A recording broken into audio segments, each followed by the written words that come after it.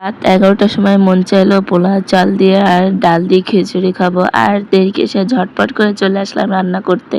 রান্না করলাম আর কিছু কিছু ভিডিও ক্লিপ নিলাম, কারণ আপনাদের সাথেও একটু শেয়ার করব, সেই জন্য এখানে চালে ডালে মিশিয়ে নিলাম। গ্রামের দিকে এটাকে কিন্তু খিচুড়ি বলে থাকে, চাল ডালে ডাল চালে ভাত বলে অনেকে এরকমই। এরপর আমি ইন্ডাকশনে ভেজে নেবো, তারপর রাইস কুকারে দেবো। আগে পানি ফুটিয়ে নিলাম, এরপর একটা গামলাতে আমি তেল দিয়ে তেলটাকে গরম করে পেঁয়াজ রসুন কিছু কুচিয়ে রাখছিলাম আর কিছুটা বেটে নিয়েছি।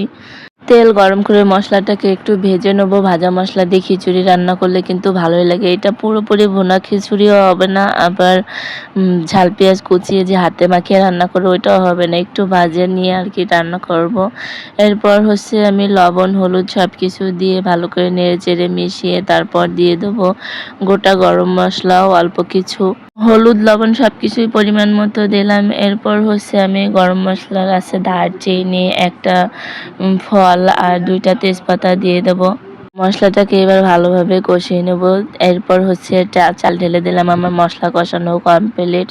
ডাল পরিমাণটা একটু কমই দিয়েছি, কারণ আমি কিছুটা রান্না ডাল ব্যবহার করব, কারণ রান্নার ডাল ঘরে থাকলে সেটা নষ্ট হয়ে যাবে, এই জন্য এর ভিতরে দিয়ে দেবো। আপনারাও দিয়ে দিতে পারেন। এখানে আমার রান্নাটা আপনাদের কাছে কেমন লাগে অবশ্যই মন দিয়ে দেখে একটা কমেন্ট করে জানিয়ে যাবেন। এখানে আমি কি জন্য একটা খুঁড়তেছিলাম, একটা চুল পড়ছিল আর কি, উড়ে ঘরের ভিতর বসে রান্না করছি।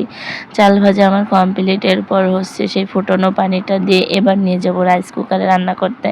এই যে রাইস কুকারে দেওয়ার পর খিচুড়িটা প্রায় হয়ে এসেছে, কিন্তু পোলাও চালের সাথে তো ডালটা ভালো ফুটছেই না। এরপরে ঢাকনা দিয়ে ঢেকে ঢেকে অনেক করে ডালটাকে একটু ফোটানোর চেষ্টা করা হয়েছে। সিদ্ধ চাল দিলে ডালটা ভালোভাবেই গলে যেত, পোলাও চালের সাথে ডালটা আমার একটু ফুটিয়ে নিলেই ভালো হতো। এই যে আমাদের রান্নাবান্না এখন কমপ্লিট হয়ে যাবে। খেতে খেতে রাত 11:30 বেজে গেছে। খিচুড়ি রান্না করতে তো বেশি সময় লাগে না, আর আজকে শুধু খিচুড়ি খাবো, খিচুড়ির সাথে কোনো কিছুই রাখবো না। এই যে রান্নাবান্না শেষ, এরপর খেতে আসলাম। এখানে মেয়েকে খাইয়ে দিচ্ছিলাম, ননদের মেয়েকে আর কি। ননদের মেয়ে সে বলছে মামি আমাকে একটু খাইয়ে দাও, আর আমি তো রান্না করছি খাওয়ার জন্য, কিন্তু শেষমেশ অল্প কটাই খেয়েছি, বেশি খেতে পারিনি। অত রাত্রে কি খাওয়া যায়।